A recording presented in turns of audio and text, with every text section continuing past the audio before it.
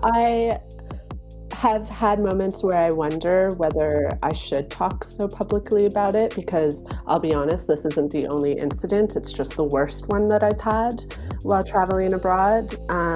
So going to Morocco, it was very culturally shocking to experience a country where women's rights are at a very different place.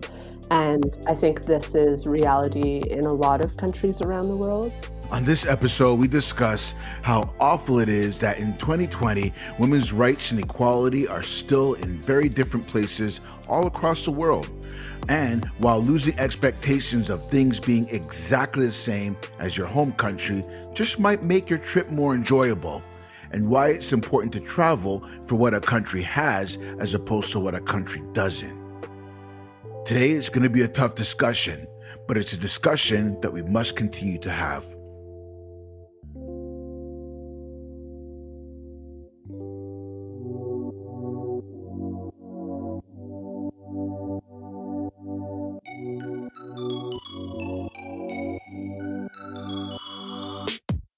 You're listening to the Travel Horror Stories podcast, a show that listens to real stories from travel bloggers and travelers just like you. Then we unpack those stories to discuss safety tricks, prevention treats, horror hacks, and follow-up tactics. The goal is to turn travel nightmares into dreams of beaches, sunshine, and margaritas. And as always, you can head over to travelhorrorstoriespodcast.com for this and all the previous episodes, their show notes, and links to all the other places you enjoy listening to podcasts. If you're listening via Apple Podcasts, don't forget to give the episode a 5-star rating and leave a comment because that will help more people find the show. And now, live from the Rudderless Travel Studios in downtown Toronto, Canada, here's your host, Christopher Rudder. Unfortunately, my friends, we are back on track to the hashtag winter is coming weather. This after a weekend and almost a whole week of gorgeous spring-like weather. I sincerely hope that you guys got out and had a chance to enjoy it. It was absolutely beautiful. But I'm super stoked that you guys are joining me right now. And we have a really great episode for you, which I will try not to ruin by talking about COVID-19 and the second wave shit. With me today on this rudderless ship is Erin Hynes from the travel blog Pina and from the podcast I'll Pack My Bags. How are you? I'm good, thanks. I'm glad to be here. Awesome. And how are you surviving with this coronavirus pandemic? It took a few days to accept that this is probably going to be reality for the next while. That was tough, but I think now I'm sort of just getting used to a new routine. A little gutted because we had to cancel, obviously, a lot of our upcoming travel, but I'm looking forward to this being beat, and then hopefully we can get back to traveling. Yeah, I hear you. You bring up a very good point. It's almost like the new normal of trying to find a routine. Like staying up late now watching TV, which is something I never used to do, or getting bored of TV, or trying to figure out how not to kill my significant other, or how not to beat each other up because we're stuck in this condo like all day. Yeah. Oh yeah, we're having the same conversations every once in a while. I'm like, or one of us will say, okay, now I'm going into the room, I'm closing the door, and I just need an hour to myself. Oh my gosh, that's exactly what's happening here. It's crazy. I know. Tell us about yourself and tell us about your blog and your podcast. Sure. So my name is Erin. I'm also known as Pina, which is it's a bit of a joke how that name came about. But if you want to find out how, you'll have to listen to my podcast, which is called I'll Pack My Bags. So the podcast and my blog are definitely connected, but I work on the podcast with someone else, my wonderful producer, Katie. and both focus on travel through a critical lens. So we're hoping to educate people about how to think about travel critically and approach it with things like sustainability and feminism and inclusivity rather than just viewing it as like, oh, this is something I do for fun. I think, given my educational background, I've sort of been trained to look at everything really critically, which can be bad sometimes, but I think it's also powerful to educate people. And so, yeah, so we delve into topics like animal tourism and dark tourism, and racism while traveling. Issues like that are brought up often, and we always bring in a really qualified guest to talk about these issues. Yeah, it's your podcast is really great. I remember that dark tourism episode, and I was like, why is this guy going into places like that? What's wrong with him? And and then the episode that you did with Indigenous, that was really really great. I love your stuff. It's fantastic. I've been really listening to everything, and I'm actually sort of pissed off that just in talking to you, I just found out that there's a whole bunch of episodes that I completely missed that are all at the beginning somehow. Damn you, iTunes Store and podcasts. I don't know. Figure out a way to display the episodes properly because I completely couldn't find like almost one entire season. Well, it's good timing because now you have lots of time at home to listen to more podcasts. So, Touche. Yes, you're absolutely right. Okay. All right. So let's play a little game. 3 stories, 2 truths, 1 lie. okay, yes, let's do it. Okay. All right. So go ahead. So I'm telling you 3 stories, and 2 of them are truth, and 1 of them is a lie. Yeah, I should probably explain the rules for the audience. So we'll play 3 stories, 2 truths and 1 lie. And so you're going to tell me 3 stories. 2 of them are going to be true. 1 of them is a lie. And I'm going to try to figure out which one is a lie. Okay. Story number 1.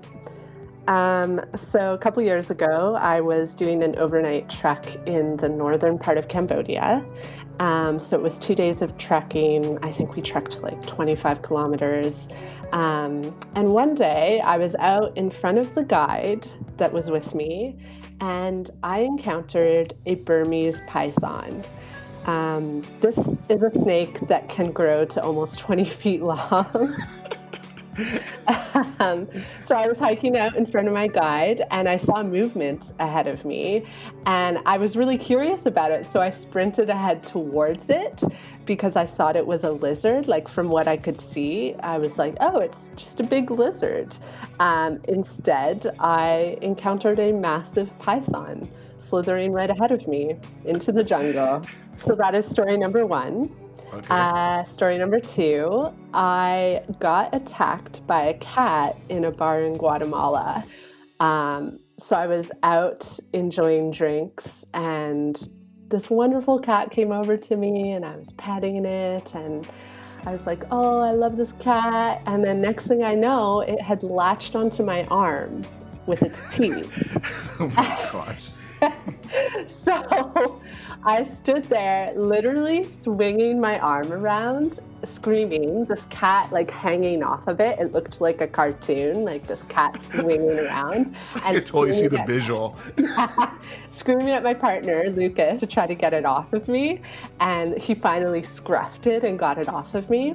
And at first I was like, oh, everything's fine, just a little bite, it'll be great. Then I came back to Canada and got a little bit paranoid about it because, I mean, rabies. And so I called public health, and they told me to go immediately to the closest clinic, which I did, where I was told that I was going to have to get 6 injections in one sitting, 2 of which went into the bum. It was not pleasant. And then I had to come back for round 2. So the moral of the story is do not touch animals when you're traveling abroad. Wow. Story number 3. So this was when my partner and I were in India. We were spending a couple days in Mumbai, just exploring the city. And my partner and I had decided to hire a tuk-tuk driver for the day because, okay, you pay a flat fee and he'll take us wherever we want to go. And we were spending most of the day dropping by museums and temples. And so it was towards the end of the day. And we were at our last stop, literally, and we went into this temple. And as we came out, we saw our tuk-tuk driver, who was like waiting on the side of the street, get hit by another vehicle, another tuk-tuk, and we saw him like double over. And so, because he was standing in the street, and if you've been to India, you know the streets are very packed, and so it's quite easy to like get snipped by a vehicle as it passes by. And so when we got to him, we saw that he had hurt his foot. His foot had been run over. And so we were like, we need to take you to a hospital right now. And he was in so much pain that my partner and I were like, there's no way he can drive right now. So my partner Lucas had to get into the front seat of this tuk-tuk. This is day 3 in India. And he had to drive us to the nearest hospital, which was about a 20-minute drive. So not only did he have to learn how to drive a tuk-tuk, but he had to drive in Indian traffic, which is no small feat. But luckily, we got our tuk-tuk driver there and stayed with him in the hospital, and he ended up okay. So good ending to that story.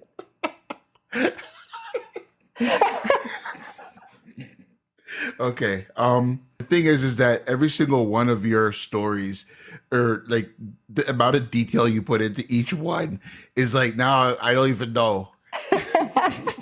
Okay, so I'm gonna break it down. I'm gonna cheat a little bit because I listened to your podcast. I know about the snake story because you told that story in the podcast. So I'm gonna go ahead and say that that's true. The story about your cat, I've heard that story as well in a podcast as well. So I'm gonna go with the tuk-tuk driving as the lie. You are correct. I should have considered like this insight you have. You know too much about me. You know, it's a little bit unfair, but but you know what? It was a good try. Now, I know that you were in India, so with regards to the tuk-tuk driver, I know that's a lie, but is there something that is similar that happened along that lines, or? A little bit. We have gotten into an accident in India. It wasn't a major accident, but it's pretty much guaranteed that that will happen if you spend a long period of time in India. So we saw a lot of like tuk-tuks getting hit or vehicles falling over, and our own tuk-tuk was hit at one point. So I felt like that was a good story because it is quite plausible. Yeah. But I will tell you that ironically, the rabies story also happened to me in India, except it was a cat again. This is one of my faults. I love cats so much that I just cannot say no to petting them. And it's like a fight that Lucas and I have when we travel together because he's always yelling at me, do not touch that cat, do not touch the cat. And when it happened in India, I had to go to the hospital I think it was every 6 days and get a shot. So oh my gosh. For about a month, we were constantly in the Indian hospitals getting rabies vaccines. So wait a minute. You're telling me that you got bit by a cat twice? Yeah. My gosh. I don't even know what to say to that. I know. I need to stop touching animals.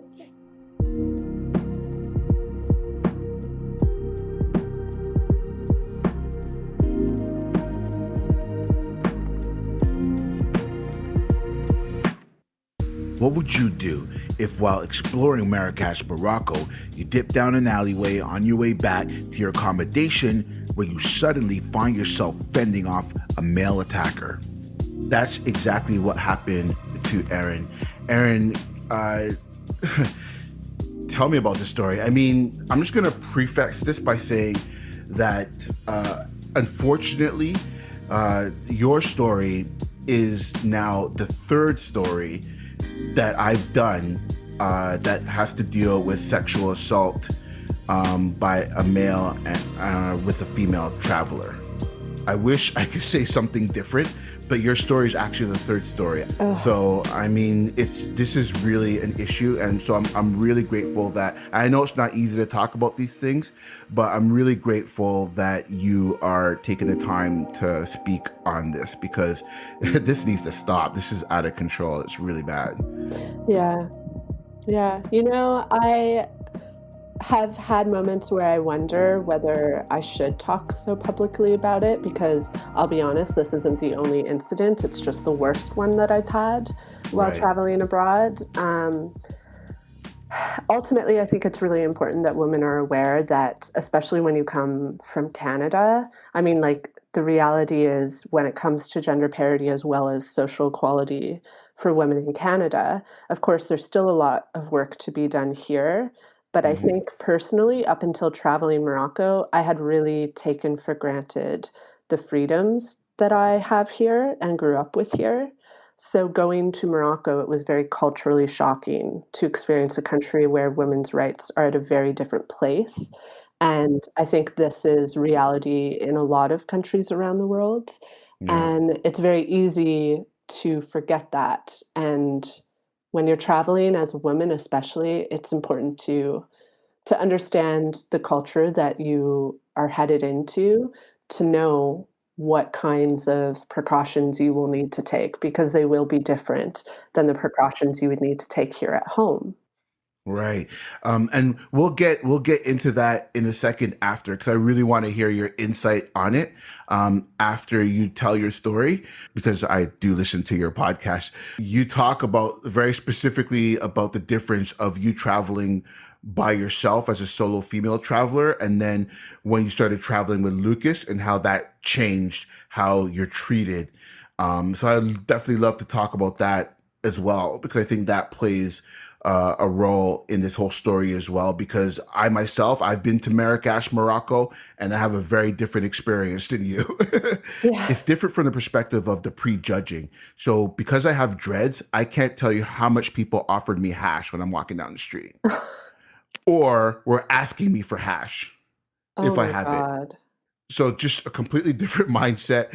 I'm just gonna put that there for 1 second. What inspired you to go to Morocco, and how did that whole thing come about? Morocco had always been on my list. I honestly, I don't even know why. I had traveled a lot in Europe. Hmm. I'd spent 4 months traveling there by myself Right. and encountered a lot of travelers there who had been to Morocco because of the proximity. A lot of backpackers will go down to Morocco from Spain. And so I think that's where the idea first was planted in my mind. Right. And then, yeah, I just found flights that were affordable one day and thought, I'm going to do it. Um, so, yeah, so I booked the trip and flew into Marrakech. And Marrakech was where I spent my first few days before. I think I was there a total of 3 weeks traveling around the country, but spent the Right. bulk of my time in the beginning in Marrakech. And I will say the first few days were a little bit nerve-wracking for me because I had always traveled in Europe. That was most of the exposure that I'd had up until this point, Right. and Europe is socially very similar to Canada, and so I hadn't been faced with real culture shock yet. Oh yeah. And I'll note, like, I was quite young when this happened. I think I was 22, so this is Right. now I'm 30 now, so this is 8 years ago. And I mean, at the time, I thought I was like old and mature, but now looking back, like 22 is very young to be traveling by yourself, especially in regions like that. And Uh-huh. so the first few days, I do remember feeling a little bit overwhelmed. I remember initially just feeling like there were always eyes on me. Mm. I am blonde, and I think that that sometimes draws a lot of attention to me.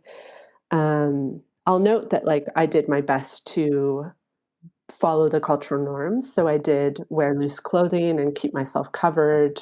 Right. And I think that actually is an interesting point to bring up because I'm not sure that doing that saved me much from the Mm. added attention that I got. Right. Um, so regardless all of this, I was having an amazing time. Um, one afternoon, I was walking back from the main square there, and my hostel was in an alley. So you had to walk, it wasn't that long, maybe like 45 seconds. You were walking through an alleyway, sort of off one of the main alleys. If you know Marrakesh, you know that it's famous for its very complex maze of alleyways. Yes, that's right. Yeah, and I was in like I think I stayed in a riad. So the riad, like once you get inside, it's like this big open space. But in order to get there, you are going through these little alleyways and side streets and stuff like that. Exactly, and it's quite interesting how, like, quickly it can go from the main alley or the main streets will be very, very busy, but then in just a moment, you can turn off into an alleyway and it's complete silence. That's right. So Yeah. this was one of those alleys where it was, like, very quiet and residential, and I was walking down the alley and felt a presence behind me. I think this is something that a lot of women can relate to. You sort of have a sense of awareness of what's around you in a different way, I think, if you're a woman. And so Ooh, I knew right away that someone was very close behind me. I'm already getting goosebumps, man. Yeah, and I instantly felt nervous, and I picked up my pace and felt this person coming closer. And then he spoke to me. He said, "Can I have some money?" And I told him, "No, I don't have any, sorry." And I kept moving, and he asked me again for money, and I said no again. And then he full on grabbed me and pushed me up against a wall and assaulted me. Oh my gosh. And so instantly began screaming, and I'm so thankful that I had that reaction. I know that, like, a lot of women report that your fight or flight reaction can be very different. Luckily, mine was not to shut down, mine was to fight back and scream, which I did. So he had me up against the wall maybe for, like, 30 seconds. It wasn't very long, before someone came running. So, very luckily, someone in a nearby home came out and started screaming at him. And yeah, I was released and I walked back to my hostel. And yeah, I just remember lying in my bed and thinking about what I would do because I was very traumatized from that. Oh And my I gosh. think it was addedly traumatic for me because it was the middle of the day and people had told me avoid evenings and nighttime if you're alone, but during the day it should be okay. And so this Right. felt like I felt like I had been doing everything right to take care of myself. Right. And then the other factor was that it was a really young Moroccan boy who did this. I think that he would have been between 12 and 16. And as What? an adult woman, it felt very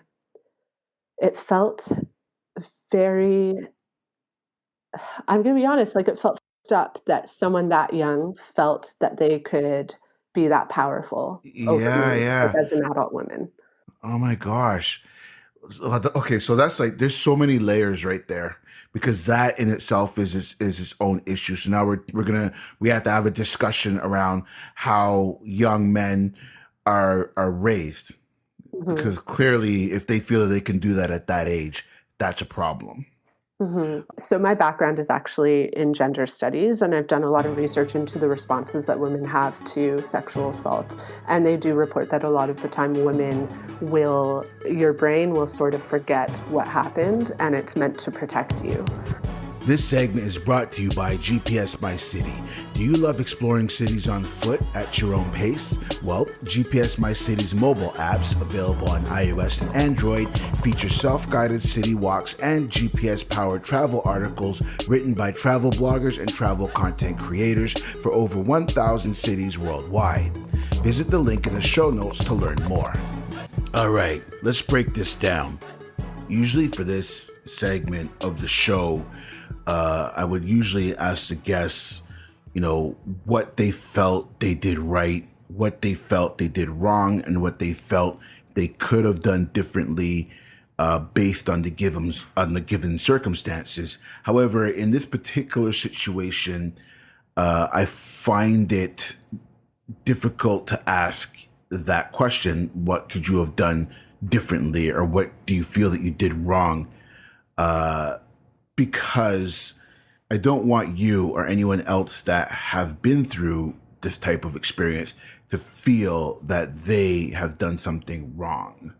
So instead, I want to ask you, what do you feel you learned from this situation, or what is your takeaway from this situation? Because I know that you're a very analytical person. I don't think that I did anything wrong, and I think that's something that women need to hear. There was no way to protect myself from this incident. Okay, got you. It was literally timing that I happened to be in that alleyway at the same time as this boy. I don't know if he had been following me for how long. I mean, the only real mistake you could say is like, "Oh, you went to Morocco and you were walking around Marrakech by yourself as a woman." But I take issue with Gotcha. this criticism because women should not be held back from the same experiences that men have such freedom to experience. And the reality of it is that this I wouldn't say this exact same incident has happened to me at home in Toronto, but I have been assaulted at home in Canada. So the Mm. reality for women is that this will happen anywhere in the world. Yeah. And so I don't agree that there's any way that I could have avoided this. I think as far as it goes, like I was doing all the right things according to like what you would read or what people would tell you. And what were some of those things that they were suggesting? Because I mean, my first question was going to be what time was it, but then you already said that it was like it was afternoon ish. It wasn't late, like it wasn't Mhm. nighttime. Yeah, so generally what they tell women when you're traveling, in regions where there isn't as much gender parity, stay off the streets at night, dress modestly. They often say don't make any eye contact with local Hmm. people, Right. which is something that I do. And yeah, that's really it. There's not much you can do Wow. beyond that. My gosh. Be Okay. be well aware of your surroundings, but I at least, like, personally, I feel that that's something I do just as much at home as I do when I'm traveling. Wow.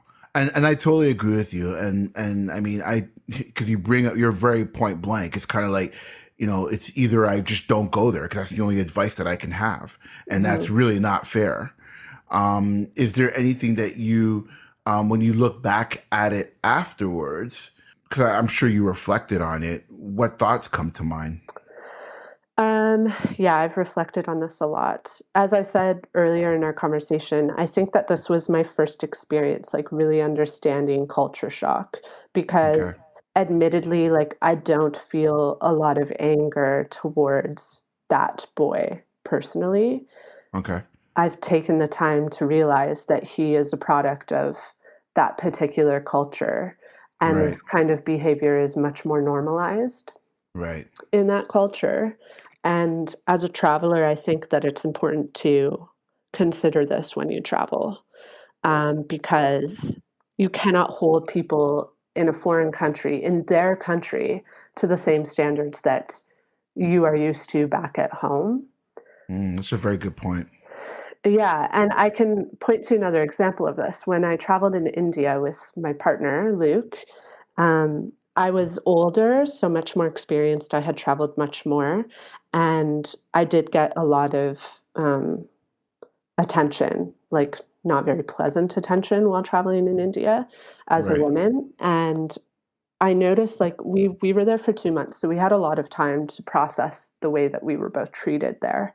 And my partner would get very frustrated at, the way that men looked at me or tried to touch me or talk to me.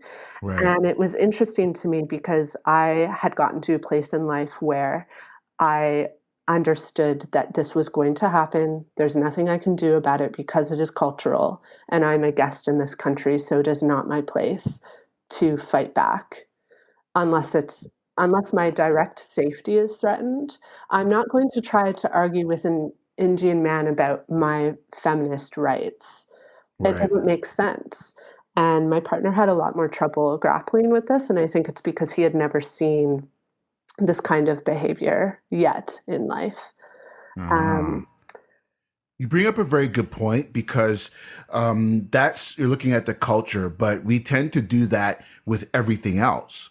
When you think about it, like we look for things that we know we have here in Canada, like safety or hygiene, or we're constantly comparing things to the standards that we know exist here in Canada. We really shouldn't. What do you do now to protect yourself? Like not that you can change their minds or change their outlooks or anything like that, but what do you do for yourself to protect yourself the best that you can? Ooh, honestly, it's much easier now because most of my travel I do with my partner. And this is an interesting insight into like That how was this, gonna be yeah. my next question. So if you want to just jump to Sure, because that. I think it's like the natural direction of this conversation is that like things really changed for me when I started to travel with my male partner most of the time because in a lot of countries, having a male partner means that you will be more respected and more protected. And so it was really interesting to go from like traveling mostly on my own to traveling with my partner because it felt much easier. I My feel much gosh. safer now traveling. Just And it's sad. Like I'm not happy that it is this way. because I think the solo female travelers are like, yeah, that's right. We should still be able to travel, and but then all of a sudden it's like, yeah, it's safer to travel with your male partner, and then it's kind of Yeah. like, oh damn. But it's also like I don't want women to feel like, oh, this is the only way I can travel at ease. Because Neither do I. That's what. yeah, yeah. So how do we square that circle? I don't know. I think it's just like coming to terms with the fact that like patriarchy is very much still an issue all over this planet. I like your advice about protecting yourself. Like if you're immediately in danger, like culture or no culture, you need to protect your own body, right? Hmm. But that said, there's no point in trying to argue with a man, trying to convince a man from another country that they shouldn't think like that or they shouldn't behave like that. Clearly, if this child is willing to do what he did to you, then that just goes to show how young they are made to believe that that's okay. So there's no way that you're going to convince a 20-year-old man, a 30-year-old man, a 40-year-old man, a 50-year-old man that he shouldn't be doing that. There's no way. So wasting your time arguing with that is, it's a waste of time. I also like that you mentioned that you're going to have to do a serious mindset for yourself with regards to going there. So if you're going to go there and travel solo, you need to be prepared that that is going to happen to you because clearly it's different traveling with the male than it is traveling by yourself. So you're going to have to do a mental shift in knowing that it's going to be different for you, I Hmm. think. And I think preparing yourself for that as much as possible, I think is probably going to help. Yeah. You bring up a very good point on culture shock there as well, because Yeah. it is different. So you really can't go in there behaving how you would behave here. You really got to let a lot of that go. And I think you Yeah. really need to be on guard in a lot of different ways. It's definitely important to go in with no expectations because once you set expectations for yourself, it's very easy to get frustrated. Get Um, frustrated or be disappointed. yeah. And the other thing I want to note is like, I think obviously this is it, from my subjective perspective. I know other women who had amazing times in Morocco with no problems at all. Yeah. It really depends on the way that you travel, where in Morocco you travel, and the people you encounter. I've also noticed that like some women are more, I don't want to say resilient, but it doesn't impact them mentally or emotionally in the same way Hmm. to have this kind of male attention on them. Right. So I can't say that like, this is a blanket experience for all women. Like it's not my place to speak for the experience of all women. And then the other thing I want to note is that like I had an incredible time in Morocco. Despite this experience, I carried on with my trip and I don't regret a single moment of it because leaving that country, I feel that I had the patience to look for the things that were good and to appreciate the things about that culture that really are incredible and beautiful and worthy of positive attention. Um, on our podcast, we did an interview a while back with No White Saviors. They're a Hmm. campaign that counters just like travelers who travel. with a bad perspective. And Right. they make a really good point. They say you need to travel for what a country has, what they can offer you rather than what they don't have. And I think this Right. is a good example of that because there is much to see. There, Morocco has a lot. This is something that they don't have, but I don't want to end this conversation by saying like I don't want people to think that that is Morocco because there is so much good and so much beauty there. And that's what you need to look for when you travel there. And I totally agree with you. The purpose of me doing this podcast is to bring out these stories to let you know that this stuff is very real. But my goal is never to put down any country. We talk about situations that happen in countries, but it doesn't mean that that country is a bad country. And I definitely don't want to put down Morocco because I as well had an amazing time in Morocco. I love the Medinas. I love the food. I love lamb. Oh yeah, the food is So incredible. the Tagine. food is, Oh, oh yes. Oh my gosh. What's that thing? Is that the thing that's in the little triangle looking clay thing, right? yeah, it's like a clay pot, and I break it open for you. Yes. Oh my gosh. I had that in Cappadocia, Turkey as well. Same. Yes. No. Yes. The lamb. Oh my gosh. Like one of the rice and lamb is like one of the best meals I've ever had. I love the spice racks, like the piles of spices and the vibrant colors of the red and the orange and the yellow Yeah. and I mean the smells and it is a sensory overload, but it's a beautiful thing. Like it's a beautiful type of anxiety. It's an amazing place and it's definitely worth visiting. I must say, okay, if you're a woman and you're going to Morocco, in Marrakech, you can go to, they have hammams. So I'm sure you heard of these hammams. They're very touristy hammams, but it is Hmm. possible to go to a local hammam. It just takes a little more research and searching to find it. But I Uh-huh. managed to do that. I went down a Reddit hole until I found the address of a woman's hammam and went Wow. there and you paid like the equivalent of like 30 Canadian cents to go in. And it was one of the most peaceful experiences I had in Oh, Morocco. amazing. And it Wow. actually was like, it really healed me from the traumatic experience that I had the day prior because I just went into this humid room full of Moroccan women and it was like this insight into Moroccan life that I otherwise wouldn't have, especially Right. like the life of women in Morocco because they're very separated.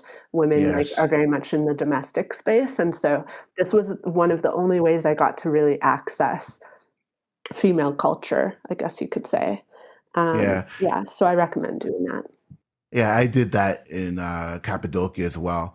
Because they separate the men from the women, and yeah, and for the listeners, that's the bath. It's their style of doing the almost like a sauna style bubble bath with soap, and I don't know how to explain it. Yeah. It's yeah, they really lather up the towel, and it's a really nice experience. It really is. Yeah. Yeah, definitely. Absolutely. Oh my gosh. Well, thank you so much for sharing your story. Where can people find you? You can find me on my blog, which is www.pinatravels, that's Pina.org. And then you can listen to my podcast, which is Alpaca My Bags. And you can find us at www.alpacamybags.ca. And we're on Instagram at Alpaca My Bags Pod. I would definitely listen to her podcast. It's great. It's a fantastic podcast. You guys do a great job on that show. Thanks, It's Chris. fantastic.